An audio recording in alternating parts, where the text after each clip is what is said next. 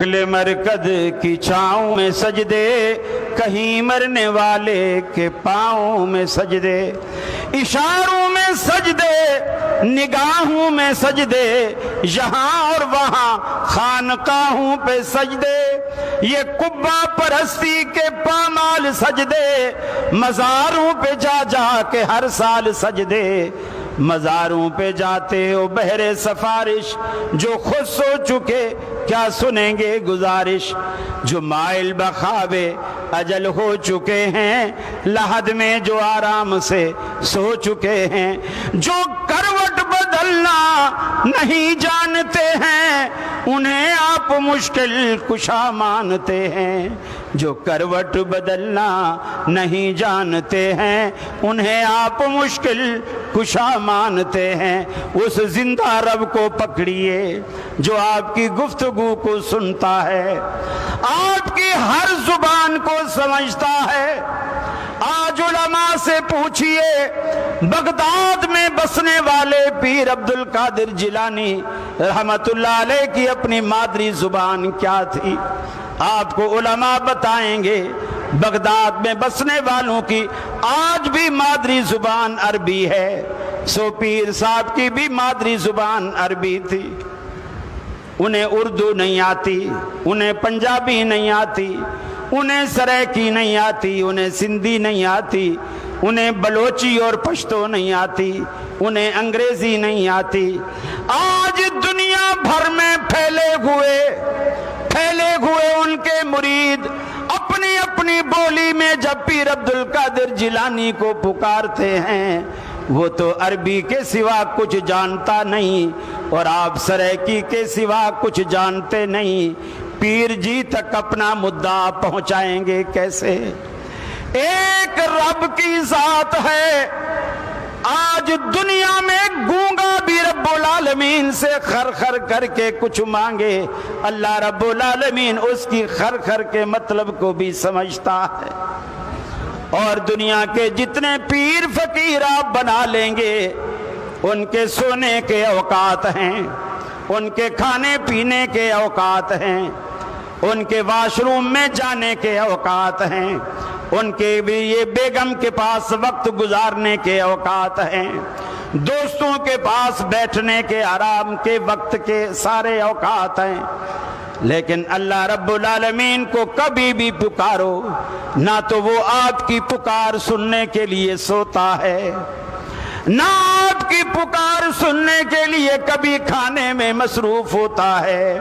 وَهُوَ يُطْعِمُ وَلَا يُطْعَمُ، ارے ساری کائنات کو نعمتیں کھلاتا ہے مگر خود کھانے سے پاک ہے، ساری کائنات کو منرل واٹر جیسی نعمتیں پلاتا ہے مگر خود پینے سے پاک ہے، ساری کی ساری کائنات کو رات بھر میٹھی نیند سلاتا ہے مگر خود سونے سے پاک ہے، اور ایسا پاک ہے لا تأخذہ سنۃ ولا نوم، ارے نیند تو دور کی بات ہے، اسے بیٹھے بیٹھے کبھی جھٹکا نیند کا جسے آپ اونگ کہتے ہیں، اللہ اونگ سے بھی پاک ہے۔ اللہ رب العالمین کسی طرح بھی آپ سے غافل نہیں، پھر تو بھی رب العالمین سے غافل نہ ہو۔ توحید اتنا آسان سبجیکٹ ہے، آپ اس کی چھوٹی چھوٹی چیزوں پر غور کرنا شروع کیجئے، چھوٹی چھوٹی چیزوں پر غور کرنا شروع کیجئے، ہر چیز آپ کو توحید کا درس دے گی۔ آپ کی ٹیبل پر آپ کے میزبان نے ایک گلاس ناشتے کی ٹیبل پر دودھ کا رکھا ہے، آپ نے ہاتھ میں پکڑا، ہاتھ میں پکڑنے کے بعد پینے سے پہلے رک کر ذرا یہ تو سوچئے، آپ کے ظرف میں آنے والا یہ سفید اور شفاف، یہ ٹھنڈا اور میٹھا خوش ذائقہ دودھ کس نے بھیجا، کیسے بھیجا؟ فرمایا وَإِنَّ لَكُمْ فِي الْأَنْعَامِ لَعِبْرَةً نُسْقِيكُمْ مِمَّا فِي بُطُونِهِ مِنْ بَيْنِ فَرْثٍ وَدَمٍ لَبَنًا خَالِصًا، لبنن خالصا، فرمایا جو تیرے ظرف میں یہ دودھ کا گلاس آیا، اس کے پینے سے پہلے اتنا سوچ یہ کہاں سے آیا، کن پروسیس سے گزر کر یہ تیرے پاس آیا۔ تیری بھینس کی رنگت کالی، چارے کی رنگت ہری، گوبر بدبودار، پیشاب بھی پیلا اور بدبودار، خون سرخ، من بین فرس ودم لبنن خالصا، انہی پروسیس میں سے گزار کر خون کی نالیوں سے، جن راستوں میں گوبر بھی موجود ہے، خون بھی موجود ہے، انہی راستوں میں سے دودھ شفاف تمہارے لیے نکالنے والا کون؟ صادق آباد والو اونچا بولو، یہ خالص اور شفاف دودھ تمہیں پلانے والا کون؟ اللہ رب العالمین کی اکیلی ذات، اس میں خون کی سرخی کو بھی شامل نہیں ہونے دیتا، گوبر کی بدبو کو بھی شامل نہیں ہونے دیتا، بھینس کی سیاہی کو بھی شامل نہیں ہونے دیتا، پیشاب کی پلاہٹ کو بھی شامل نہیں ہونے دیتا، چارے کی ہریالی کو بھی شامل نہیں ہونے دیتا۔ ان تینوں منفی چیزوں میں سے نسقیکم، ہم تمہیں پلاتے ہیں، لبنن خالصا، خالص اور شفاف دودھ۔ جب تو اللہ کا دیا ہوا دودھ خالص استعمال کرتا ہے، پھر اس رب کا حق بنتا ہے کہ تو سجدہ بھی اسی کے لیے خالص کرے، تیرے سجدوں میں ملاوٹ نہ ہو، تیری بندگی میں ملاوٹ نہ ہو، تیری دعاؤں میں ملاوٹ نہ ہو۔ آنکھوں سے ندامت کے اشک جاری ہوں، رب العالمین سے رات کے سناٹے میں اتنا کہہ دیجئے الہ العالمین، اگر تو مجھے نہیں دیتا اپنے در کے سوا مجھے کوئی در تو بتا، اگر تجھ سے نہ مانگوں تو پھر کہاں سے مانگوں؟ پھر دیکھیے رب العالمین کی رحمتوں کی برکھا آپ پر کیسے برستی ہے۔ کبھی تجربہ تو کر کے دیکھیں، اللہ سے ایسا مانگ کے تو دیکھیں۔ ہمیں اصل میں اس چیز کا احساس نہیں ہے، بندے کیسے اللہ کے بن جاتے ہیں اور اللہ بندوں کا کیسے ہو جاتا ہے، ہمیں نہ اس کا تجربہ ہے، نہ ہم نے کبھی اس کی کوشش کی۔ ایک دن چیچا وطنی میں پروگرام تھا، میں ملتان ایئرپورٹ پہ اترا، وہاں سے کچھ ساتھی چیچا وطنی کے مجھے لینے آئے، جو لینے آئے جن کی گاڑی تھی وہ وکیل صاحب تھے، اور جہاں پروگرام تھا اس ادارے کے، وہ چیچا وطنی میں بہت بڑا ادارہ ہے، اس کے والد اس کے محتمم تھے۔ وہ جو وکیل صاحب تھے، راستے میں باتیں ہو رہی تھی تو انہوں نے مجھ سے ایک مسئلہ پوچھا، کہنے لگے قاری صاحب یہ کیا ہو سکتا ہے؟ میں نے کہا کیا ہو سکتا ہے؟ کہنے لگے ہمارے علاقے میں یہ جو مولانا عبد المنان گوجرانوالہ والے، میرے خیال ہے نور پوری کہلاتے ہیں، جی مولانا نور پوری رحمہ اللہ، بولے یہ ہمارے علاقے میں آئے، انہوں نے جمعہ پڑھایا یا درس دیا یہ مجھے اب صحیح یاد نہیں، انہوں نے کچھ بتایا کہ وہ جمعہ تھا یا درس تھا، نیک آدمی تھے۔ اب یہ جس طرح ہماری ویڈیو وغیرہ یہ بن رہی ہیں، وہ ان چیزوں کو پسند نہیں کرتے تھے، تو انہوں نے منبر پر بیٹھ کر کہا میری کوئی تصویر نہ بنائے، میری کوئی مووی نہ بنائے، میری کوئی ویڈیو شیڈیو نہ بنائے۔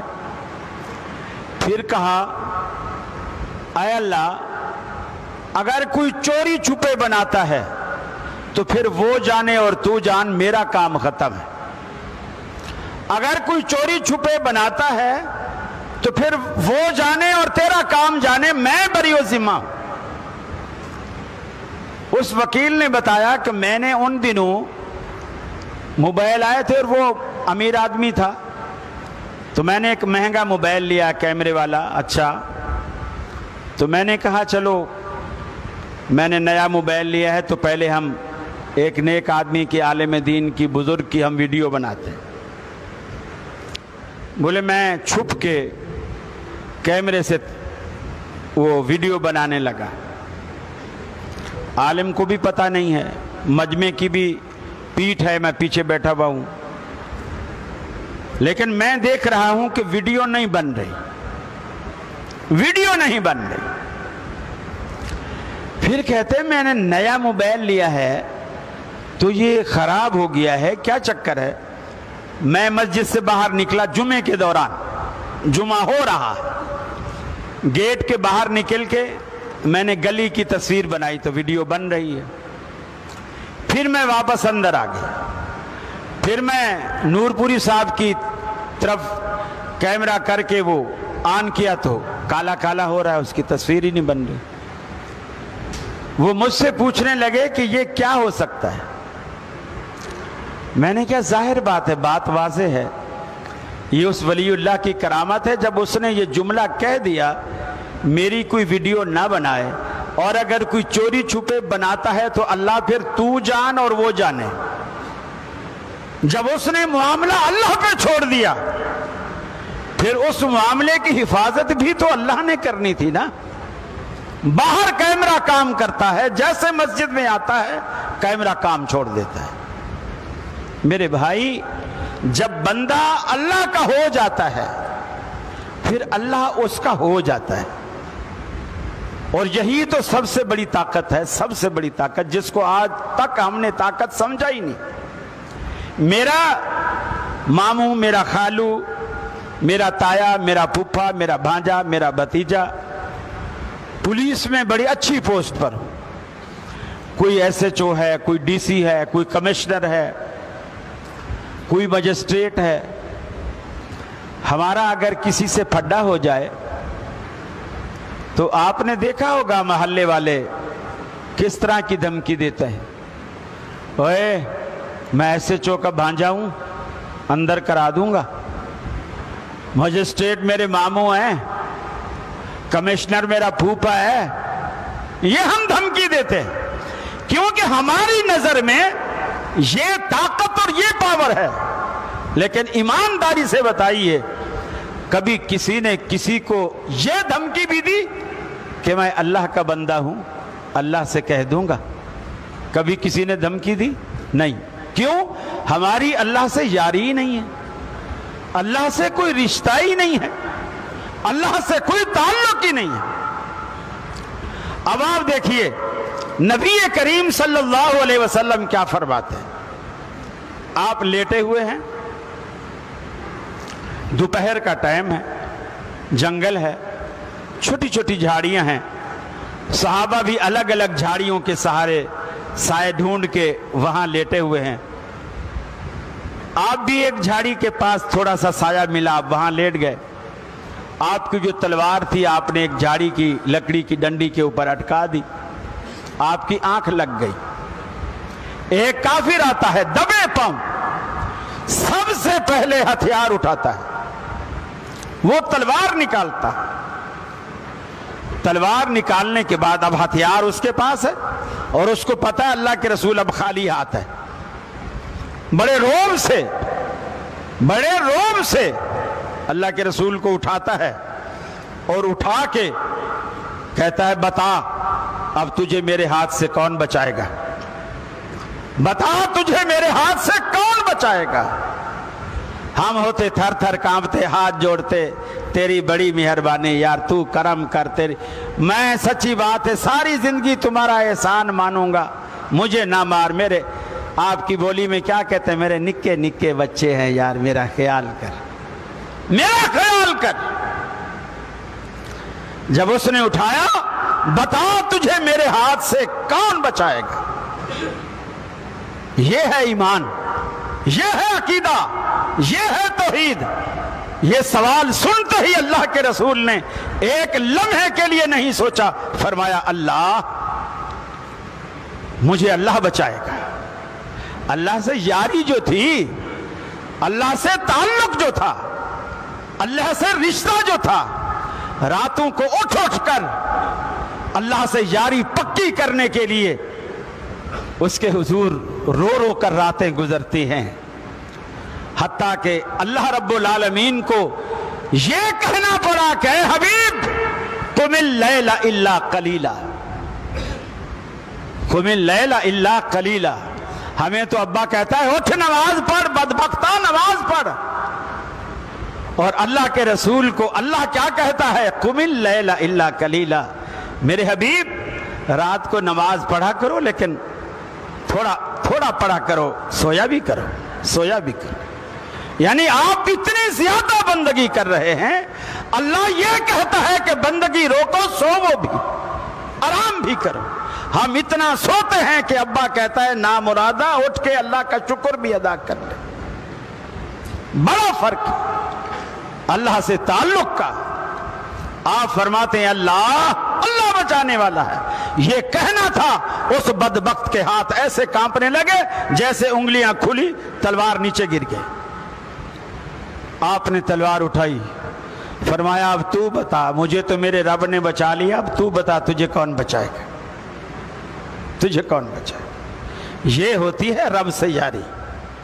اسی لیے قرآن میں اللہ کے حبیب نے کفار کو چیلنج کرتے ہوئے فرمایا ان ولی اللہ الذی نزل الکتاب وهو یتولی الصالحین، میرا دوست اللہ ہے اور وہی صالحین کا دوست ہے۔ سارے کے سارے جمع ہو جاؤ، میرے خلاف تدبیریں بناؤ، مجھے مہلت نہ دو۔ کفار نے کہا تم اکیلے ہمارا کیسے مقابلہ کرو گے؟ آپ نے فرمایا ان ولی اللہ، میں تمہیں اکیلا دکھتا ہوں، میں اکیلا ہوں نہیں، میرے ساتھ اللہ ہے۔ ارے اللہ سے ایسی دوستی قائم کیجئے تاکہ دنیا میں کسی کو آپ اللہ کے نام کی دھمکی دے سکو، اور اللہ بھی آپ کے نام کی، آپ کی دھمکی کی لاج رکھے۔ اللہ کے حبیب نے ایسے نہیں فرمایا۔